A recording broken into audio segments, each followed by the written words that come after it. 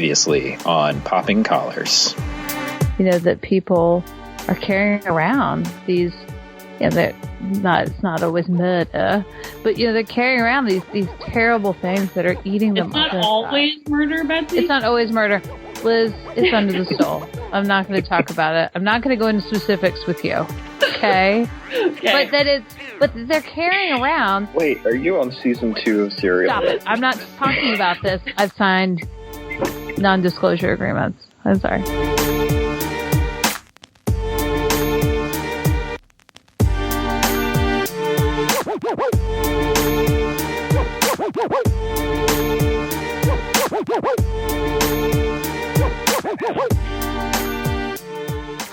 Welcome to Popping Collars, the podcast that lives at the intersection between religion and pop culture, the show where priests, pastors, ministers, and religious thinkers from around the country weigh in on what people are binge watching, tweeting about, trolling on message boards, and celebrating on blogs. My name is Greg Knight. I am in Palm Beach, Florida, and I'm your host of this roundtable conversation with our guests who this week include a couple of Heartlanders, Chris Arnold from Emporia, Kansas. Hello, Chris. Hello, Greg. And Liz Easton from Omaha, Nebraska. Hello, Liz. Hi, Greg. Hi, Chris. This is episode 17 of Popping Collars, and our topic today is said trolling, mentioned at the top of this intro. And as long as there's been an internet, it seems that there have been people hiding out wherever others are gathered online, waiting to strike with a pointed insult or a general thoughtless, abrasive comment, or even something more sinister. And over time, as anyone who's ever made the long, painful journey down a YouTube comments thread can tell you, this behavior has only gone from bad to worse. So is it some form of internet policing? Is it an attempt at comedy? Is it just anarchy for anarchy's sake? I don't know if there are clear rules, but I know it sometimes bleeds into our church world. So a quick question to get us started. What experiences have either of you had with internet trolling? And how did you deal with the situation? I haven't had any direct experience with it in terms of like my own content. And some of that is because I'm not that big of a contributor to the internet. Like I used to blog a lot. I don't really blog anymore. I don't comment on message boards myself, but I do a lot of reading. And I find myself, I think like anyone, pretty seriously divided in my response to the comment section. Everyone says, don't read the comments, don't read the comments. And I try to avoid that, but sometimes there's this like deliciousness of just reading these jerks talking about some sort of topic. And I feel kind of ashamed of that. And I don't contribute to it, but sometimes I do read it, which is sad. And I'm thinking particularly of, like, I read Jezebel a lot. I don't know if you guys go to Jezebel.com. It's kind of a feminist blog, and their comments can get pretty mean. So, I mean, in that world, which is kind of a third and fourth wave feminist content generator, it's more like someone who's quick to point out how the original blog writer was not thinking or writing in accordance with established feminist principles. And that, to me, happens in the Episcopal Church, too. Someone will be quick to point out, like, your whole argument is stupid because you forgot this rubric in the prayer book, or because of some theological principle or something. They're quick to diminish anybody else's contribution by attacking just one aspect of it or one element or a tone. Sometimes it's not content at all. It's just tone that they're policing. See, I agree with that because I sort of found that in the world of academia. I likened it to kind of eggshell walking, where I was like, do I have all of my bases covered as I'm going down this thought path where I'm trying to express something that I think, but have I covered every angle that someone could argue back at me? And especially if it was something easy that was kind of overthought. It makes you less nuanced and also less willing to just ask a genuine question or explore a real curiosity. It takes a lot of the genuineness and even earnestness out of internet dialogue, because you're constantly guarding yourself for that person who's just going to point out one little flaw in your argument. What about you, Chris? Any firsthand accounts of trolling? A lot of mine are, there's that rule that Liz cited, the rule about not reading the comments. A lot of my experience comes from Facebook, which, when you think about it, is almost entirely comments. People post stuff, and then all those comments appear under the status. And it's really hard to not read the comments on Facebook. And then not only that, but then people can like comments. So you can get into this sort of second level of shaming and embarrassment and attacking by sort of liking somebody's comment if they say something that you agree with. I try to be a thoughtful and fairly moderate Episcopal priest, so I post a lot of what I hope to be sort of genuine conversation stimulating questions about, the content of the Christian faith or the content of our bizarre Episcopalian practices or something in the news media, although I almost never do that anymore because I'm tired of the arguments that show up. And very quickly, my hopes to stimulate sincere and deep, thoughtful reflection and discussion and even debate on the topic, it just becomes people throwing these like bumper sticker versions of religion back and forth at each other. And I've just had to take a couple of comments down, sometimes even, entire threads down, just because I'm disappointed at how it's turned out. Then I feel guilty about censoring people, but, I've gotten over that. So that's the part that drives me crazy. I mean, not to escalate this conversation too quickly, but that drives me crazy about Facebook and other places on the internet where, at least on Facebook, when we're maintaining our own profile, we are, as clergy, for example, are public representatives of the Episcopal Church and of Christianity in this little world of social media. And on my Facebook friends, for example, lots of folks are Episcopalians, but lots and lots are not. So when we argue like that amongst each other and are actually pretty cruel to each other, we're showing the rest of the world what Episcopal clergy are like. And it's shameful. To me, it is completely shameful, the way that we talk to each other in front of other people as if that is a healthy theological dialogue, when other people will look at it and just see that it's pathetic and oftentimes irrelevant to their lives. And I wonder if, Facebook is even a medium that lends itself to dialogue or debate, just because it doesn't allow for answers to tough questions, at least in a way that you would want to read. Yeah, that's absolutely true. Part of the challenge for the church in general, and I guess arguably for anyone who wants to have an elevated sort of discussion about the, ethics and spirituality and the life of the mind, is that we have to find a way to redeem all these media. We can't just have the well-reasoned people only be in academic journals. Meanwhile, the masses can take over everything else. It's like we need to have TV that's talking about all these things, and we need to have Twitter that's talking about all these things, or else, we just further carve up creation.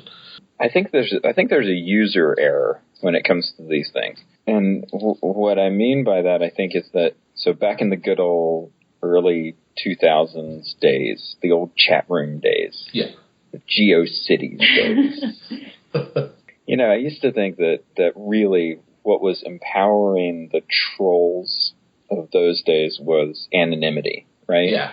You don't have to put your name on anything, and you could say whatever you wanted to. And it was a mask. It was the best mask ever, because no one was going to be able to track you down.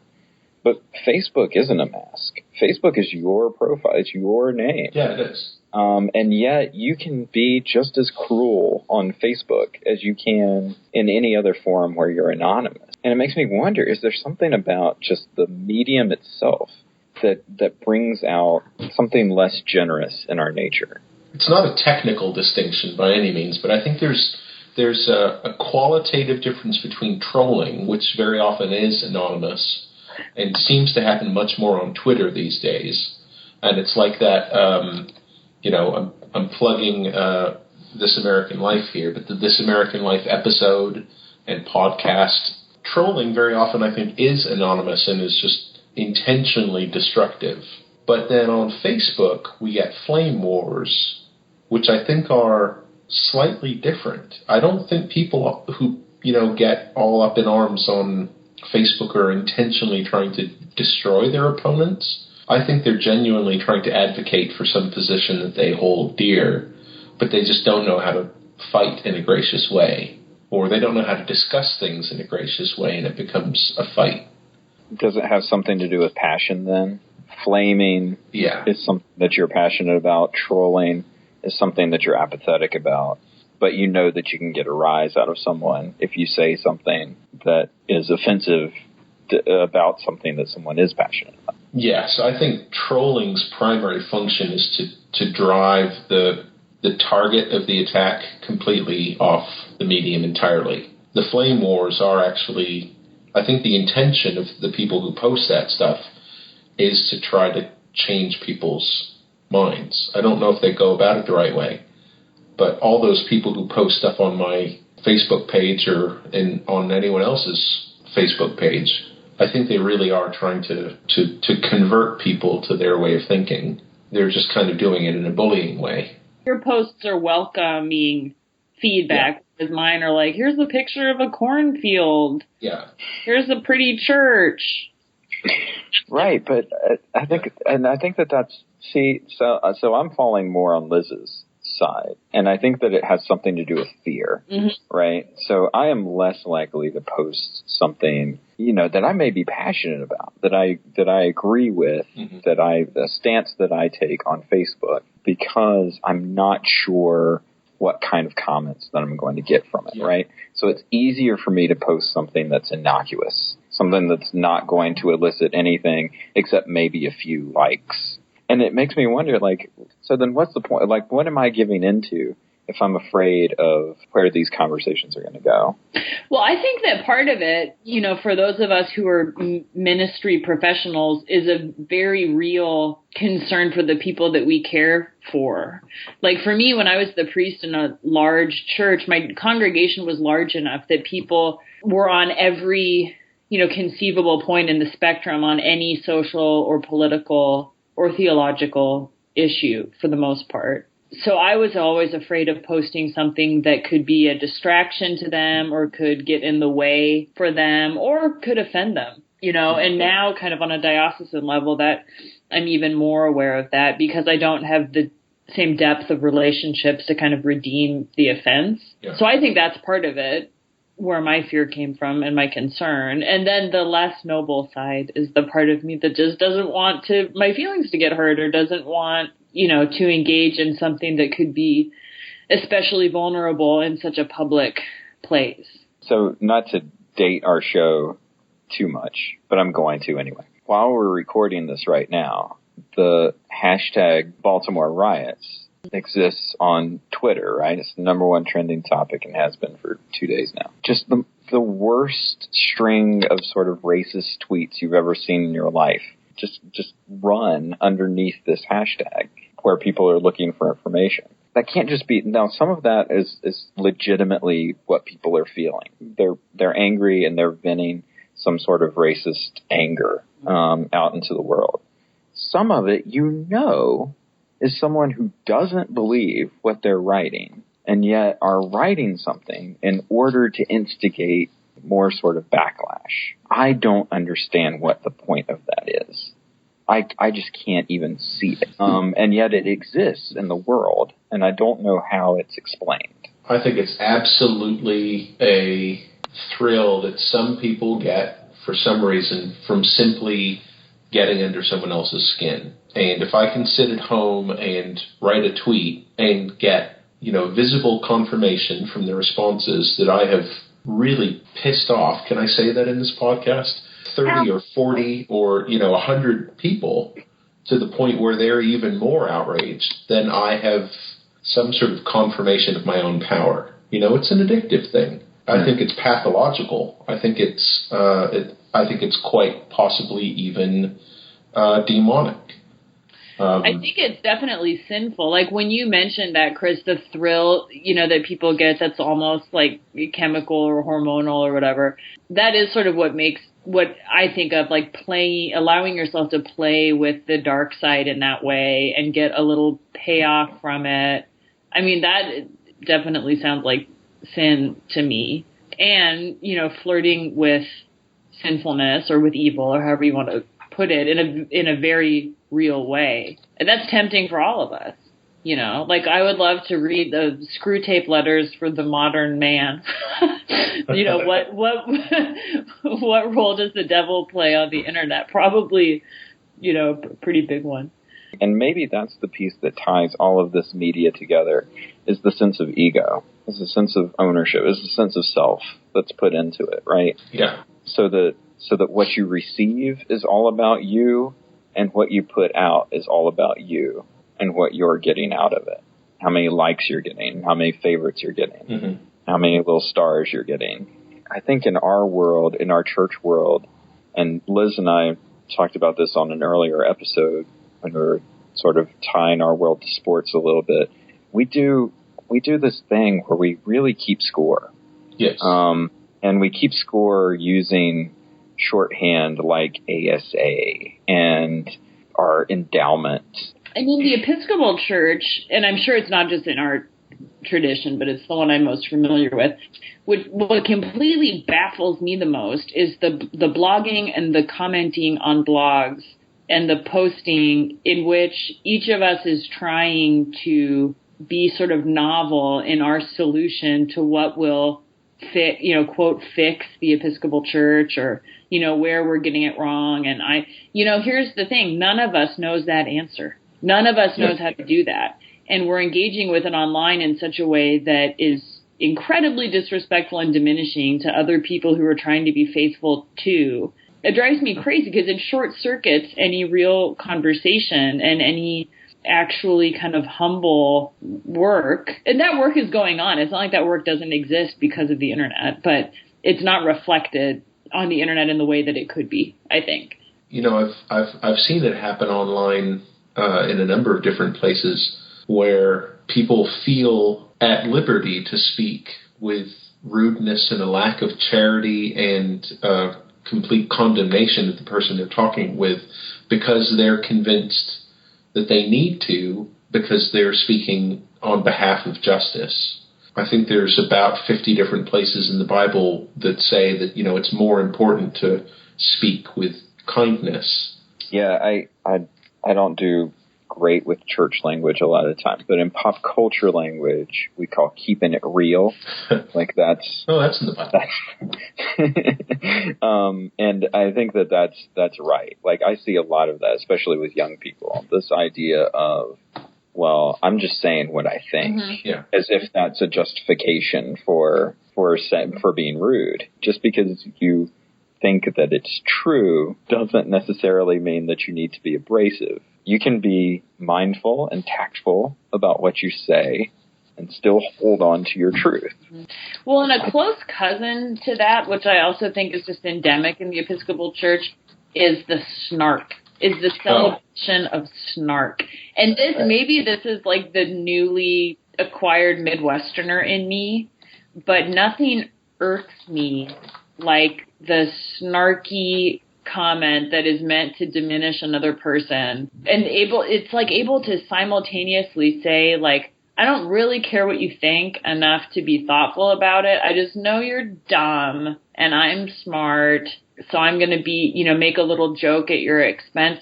That irritates me mainly because it doesn't irritate me outside of the church.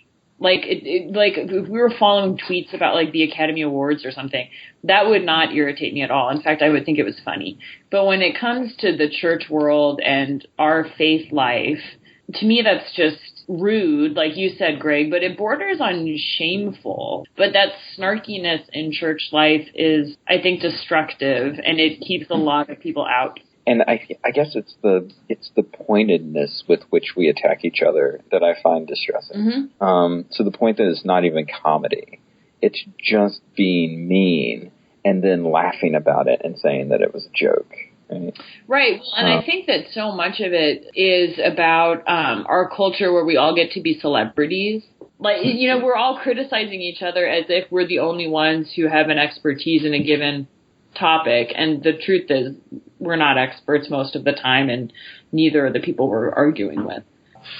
And yet, like, that's the piece. So when you reference those blogs about why aren't millennials in church? Why don't young people come to church? Why don't young families come to church? How do you get young families to come to church? Here are the top 10 things that you can do to get young families into your church. Like, all of these articles, these mythical millennials that aren't coming to our churches, what I think that they would be attracted to, come here. We treat each other with respect and kindness, and we are a loving community, right? Yeah. And yet, what we show the world is that warring, sort of battling world that you're talking about, Liz. And how inviting is that? Right. It's like, that's not inviting. Like, I don't want to, you know, make it seem like I think that we're doing that all the time. I know that we're not, and I wouldn't be in the church if I didn't love it so dearly. But yes, I think that you're right. And I'm really curious to see with the millennial generation, of which I'm technically a part, whether it will opt out of social media. I don't know, but I just wonder if people will get so tired of the inauthenticity of it that they'll opt out in favor of more personal and intimate relationships. I think that every parish, every component of the Episcopal Church would do very well to establish some sort of social media policy. If you've got a parish with a Facebook page or a Twitter feed or a website or anything, or you have staff who participate online, I think it's just a sensible thing to establish some ground rules up front for what sort of behavior you are going to expect. And I think if you've got a Facebook group or page for your parish, your youth group, you should have a list of, you know, what sort of behaviors will not be tolerated, and you need a couple of moderators who are actually going to enforce that, because it's the only way to keep the space safe enough. Because as I see it, these sort of flame wars can emerge at any time from any direction, and you know, if you don't want that to be kind of part of your parish culture, then you just need to say up front that you're not gonna do that here. Yeah. Don't be a jerk. Yeah. Rule number 1. There's a lot of jerks in the world. Don't be one. Try not to be one. Exactly. I just don't get why that's so hard. Where does justice begin? And over what part of the world do you have control? Your tongue? And the rest of it kind of will grow from there. But I certainly don't think I'm going to get everyone else on the internet to start being nice before I start speaking with kindness and moderation. You can speak the truth to power, and you can fight for justice and not be a jerk. You know what I mean. You can be all those things and still have Jesus in your heart. I really believe that. I think because it involves mindfulness. Like, I think that's the piece that keeps coming back to me more and more. And it's not necessarily an age thing, although aging helps. Obsessing about internet trolls the way I do, I'm on Twitter more often than I used to be because of this show. And it's easy to think to yourself when you see a comment that's especially cruel. You create an image in your head of who this person is. Like, they're young or they're lonely, male. Yeah, absolutely. And I think that the reason for that is because you're trying to think of who is the person who would be the least mindful of what they would say or do in the world. And that's kind of the image that pops into your brain is like a prepubescent male youth is probably the most thoughtless person in the world. I think that's where the world of trolling becomes really a heavy weight for me, because I see these people who feel like they have the world figured out and feel like they know what's right and what's wrong and what's true. And those are the people that do horrible acts of violence for their truth. And I think that it starts in a place like this, where you don't rein in the things that you can rein in, like your tongue, like your thoughts, like your comments, like your kindness, and you just let fly. And that's the root of really doing harm to others. I was angry at something that somebody had said to me a couple of months ago, and my spiritual director pointed out that there's my perspective, there's my version of what the right way of things is, but there are lots of other perspectives as well, which means that from my perspective, there's only one way for a person to be right, but there's a million ways for people to be wrong, which means that all of us are surrounded by people who are wrong. And either we can come to terms with that and just say, well, maybe I'm not as right as I thought I was, or we can feel like we're surrounded by, invading hordes. Or dummies. But the second part of it, my spiritual director brought up, is that one of the side effects of modern life is that everybody feels as though they're fighting for their lives. Even if they're the most powerful people in the world, everyone feels embattled. And so when you bring that to social media, if you see something that you even disagree with a little bit, like you've got that one opportunity to correct that that imbalance in the universe, and people just take it, and it just gets reactive. I think it would be a very different Facebook if you were required to wait an hour between reading someone's status and being able to make a comment on it. Or if you were to write a comment, but then you had to wait an hour to submit it. Right. I think it would just be a very different world. But we're just reactive people, and what we're reacting to is the thoughts and opinions of other people, which is always a danger for Christians because it distracts us from, the only real relationship that matters at the end of the day is whether or not we know that we're loved by God. If we spend all of our time worrying about other people, it takes away from that awareness. So, of course, we feel insecure. I was laying on the floor when you were gone, like it was something I could die from. Now my head aches, and your friends all think I'm dumb. You said it's just a bit of bad blood. I don't feel great, but it doesn't bother me, because I don't have the energy, and the x-ray doesn't tell me anything. Show me what the hell you see in me. All my time has turned to days that I will waste till my dying day, and all my bones have realigned, and now I guess it was a bad sign.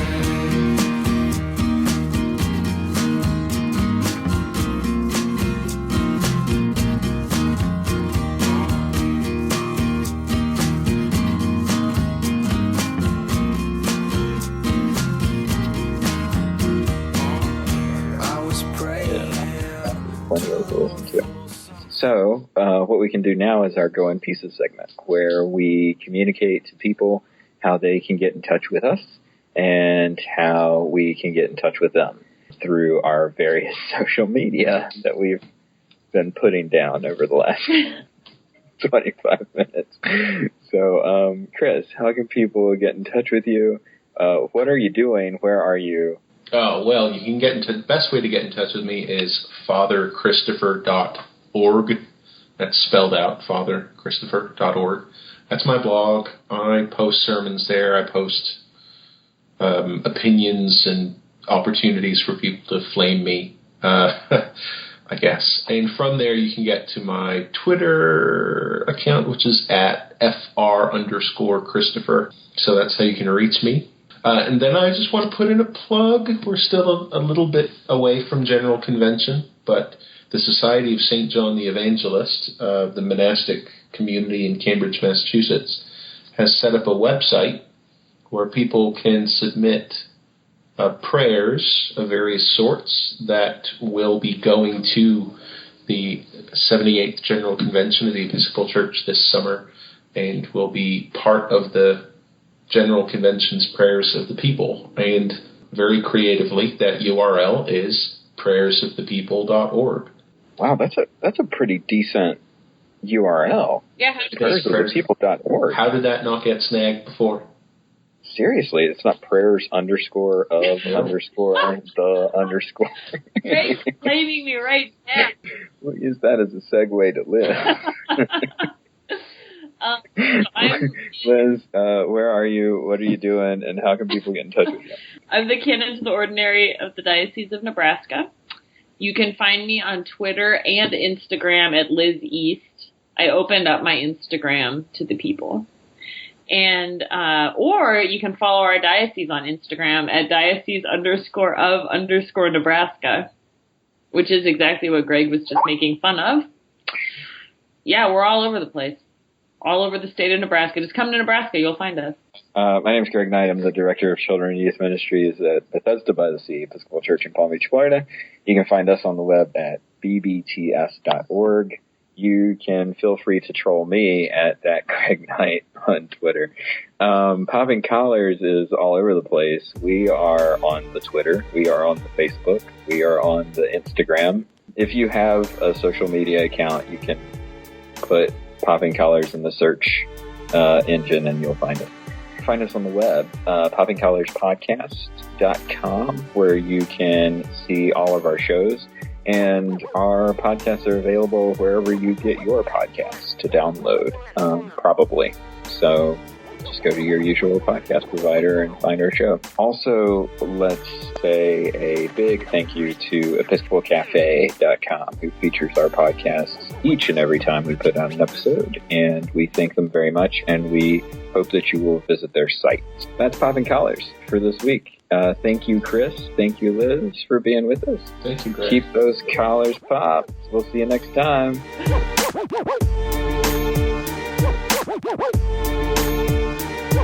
Woo!